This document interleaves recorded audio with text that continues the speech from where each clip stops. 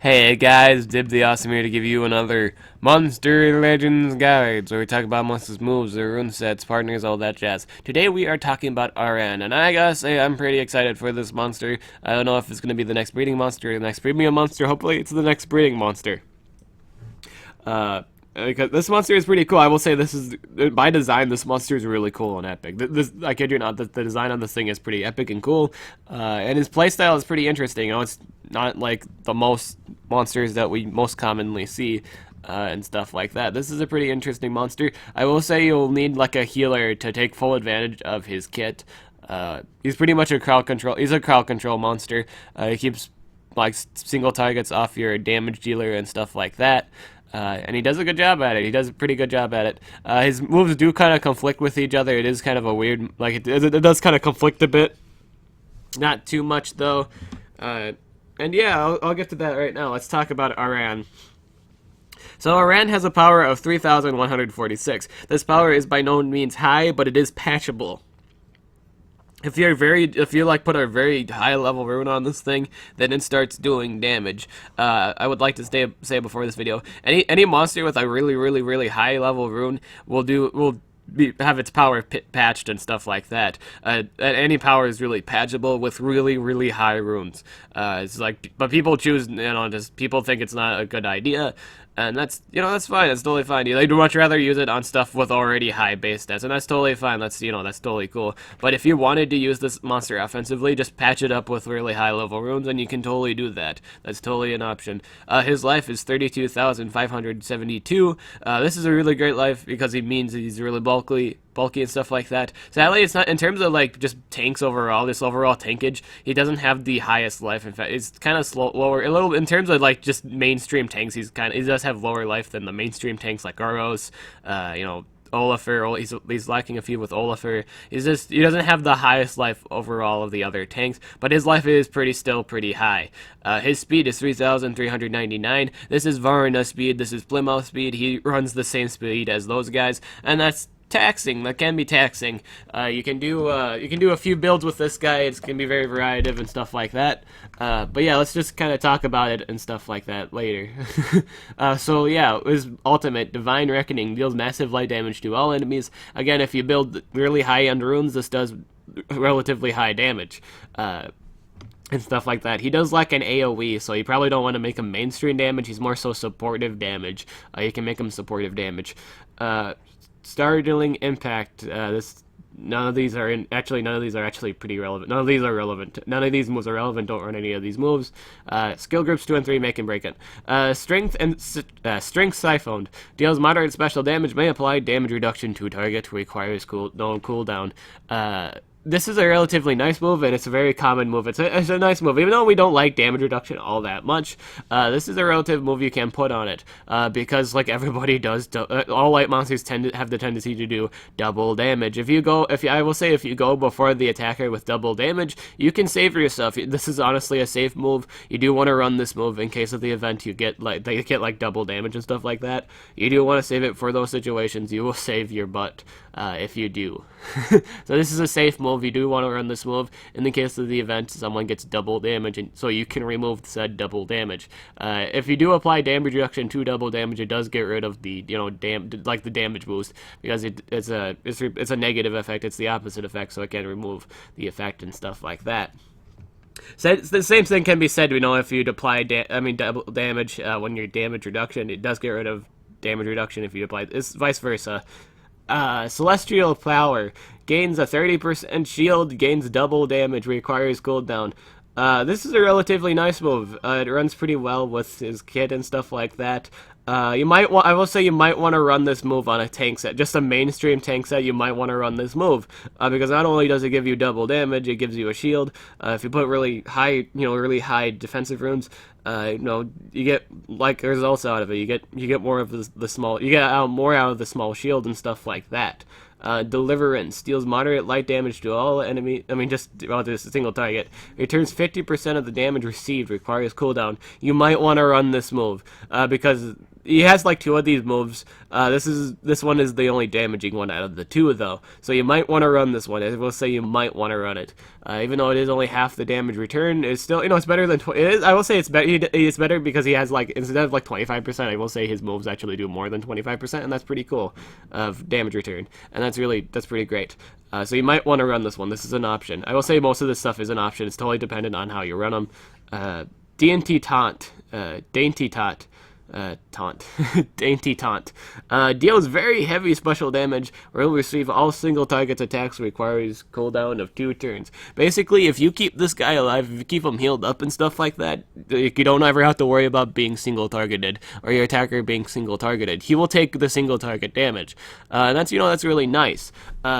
And this does 60 damage. Again, if you patch this guy, if you do patch this guy up, this does damage. This starts to hurt. It really does. It's just there. This is a good defensive move. This is his defensive move. This is what makes him really great, in the sense that you can protect your mainstream damage. In most Team Wars, he would kind of be your mainstream damage, but yeah, it's kind of protective. Reap what you sowed. Return 75% of the damage received. Requires cooldown. Okay, so with this one, you can run. I will say you can run this. If you get hit like with just damage AoE overall, you return 75% of that. In terms of like an attacker, this is a nightmare. Honestly, attackers do not like this, especially because they can't. If they do their AoE, they're going to take a lot of damage back. And as you know, a lot of people don't even run life runes on their attackers, so they take a lot of damage.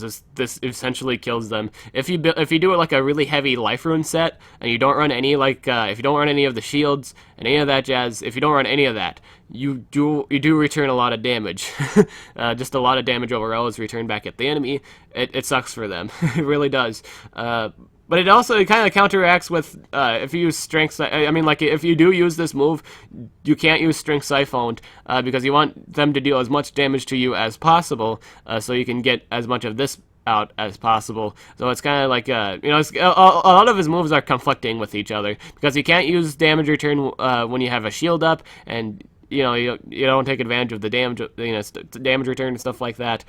When you do the shields, with the shield, if you do the shields, you can't do the damage return. You don't get much out of the damage return if you do, have a shield and like damage reduction on them. It's just a lot of conflicting stuff, really. So what you do is basically if you don't use like any of the shield moves and stuff like that, you pretty much use this move. They'll essentially they'll kill each other. They'll kill each other at some point, or like they'll keep attacking them and stuff like that. Godly Influence gains a 50% shield, gains precision, and gains a damage boost. Requires 4 turn and cooldown. This is his tank move. This is his tank move. It's what makes him really meaty. It's a 4 turn cooldown move, and it makes him like you're gonna have so much trouble dealing with this thing. You're gonna have a lot of trouble dealing with this thing. This thing's gonna be a pain. So essentially, this is what makes him, again, meat tank. This is a tank move. So there are 2 sets you can run with this thing. This first set is a full tank set. Takes advantage of his tankiness. For all sets, you do need to run Dainty Taunt because that's mainly why you even brought this thing. It's to protect your mainstream damage and stuff like that. This is his meat tank set. You can do 2 lives and a speed for this set. What you want to do is you want to run Strength Siphoned, you want to run Dainty Taunt, you want to run Godly Influence, and you want to run Celestial Power. This just takes advantage overall of just the bulkiness. He needs to stay out there as long as possible. What you need to know with this monster, this thing needs to stay out there, just to block off single damage. He only blocks off single damage, and that's totally fine. If you pair this thing up with a nature monster, it's gonna be so pain. You're gonna drive the enemy nuts. In all honesty, you're gonna drive the enemy nuts. It's gonna be ridiculous and stuff like that. Shields do stack, I will say that. Shields do stack. So if you do Celestial Power and then Godly Influence, you can stack the shields. That's totally a thing. You can totally stack the shields at that point. You probably don't want to do that, though, because you'll probably want to take advantage of the gains double damage. Maybe you might want to take advantage of it, just because you can do more damage and stuff like that. But yeah, you mainly want to do, if you're just mainly just planning on bulking, then you can totally do that. It doesn't matter too much because he isn't there to damage. He's more so there to take the single target hits.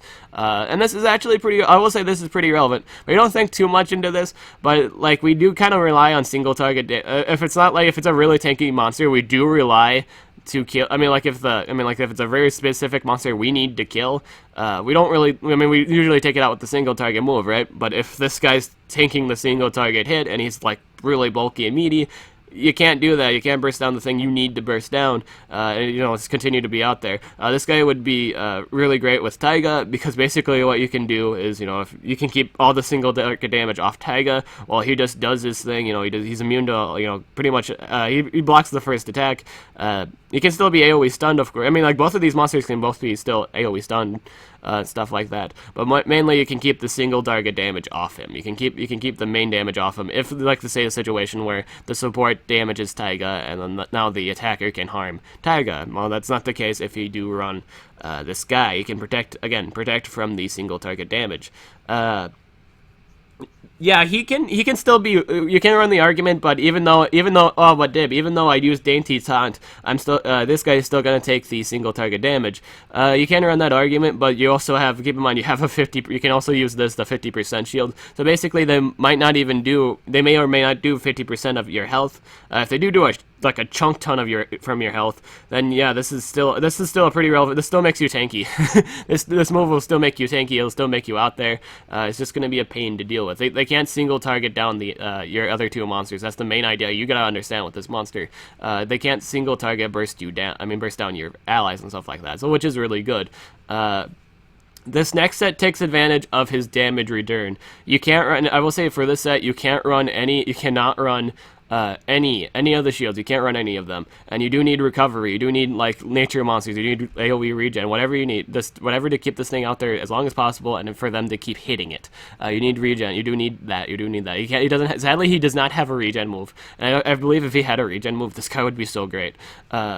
So with this set, you want to take advantage of the damage return. So you will do Reap What You Sowed. You want to run Dainty Taunt, Deliverance, and I will say you could probably run Godly Influence just to buy you time. You can do that, but you probably want to run Siphon Strength again to get rid of double damage. That's probably something you want to do, just to avoid getting hit by double damage, of course.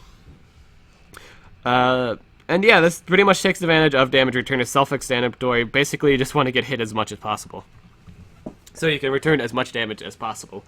This would genuinely 1-2 lives too.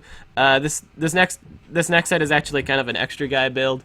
You can do Dainty Taunt, Strength Siphoned, Godly Influence, and pretty much Celestial Power again, pretty much.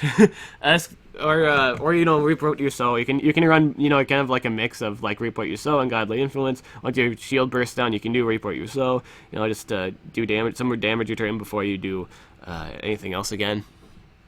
And just kind of take advantage of everything overall. Partners, again, you need healing with this monster. This monster requires healing in terms of just mainstreaming tanking for a really long period of time.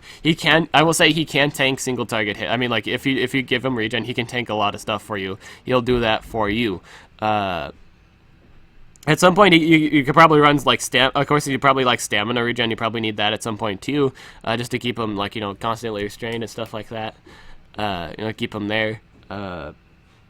Other partners, just the mainstream deniers. And yeah, just kind of a heavy. I will say you probably want a heavy hitting monster too, because this guy doesn't do too much damage without really high level strength runes. So you probably want a really high-end damage dealer when you run this thing. You could do damage over time. Honestly, you could do that too. You could always do that since the damage over time is always going to be like protected and stuff like that. Thanks to this guy. This guy actually does have a few problems. Like since he's a light monster, he does have the problem of possibly facing something that removes all positive effects. I will say bring him to Invar fights. I was wrong about like the. When I said put it up in the Tiger video, I was wrong about the Invarf thing removing positive effects from you. It actually just removes negative effects from his own allies. So you can bring this monster. I would say bring him to Invarf fights. You can do that. Will the last battle last twice as long? Yeah. Well, it'll take some planning to do, but it's just there. It's just there. You just don't want to bring this to a fight that removes positive effects because that's kind of bad for it. So it does have competition to deal with. So yeah, overall this is a nice monster. I will say if you rank this guy up, he's terrifying. Overall, he's a great monster. I hope he's the next breeding monster for next month. I really hope that. He's such a cool monster. And yeah, that's all my thoughts on Ahran. I hope you guys have a Merry Christmas, a Happy Holidays. I'm Chance Gill. I'm Dib the Awesome. I'll catch you guys later.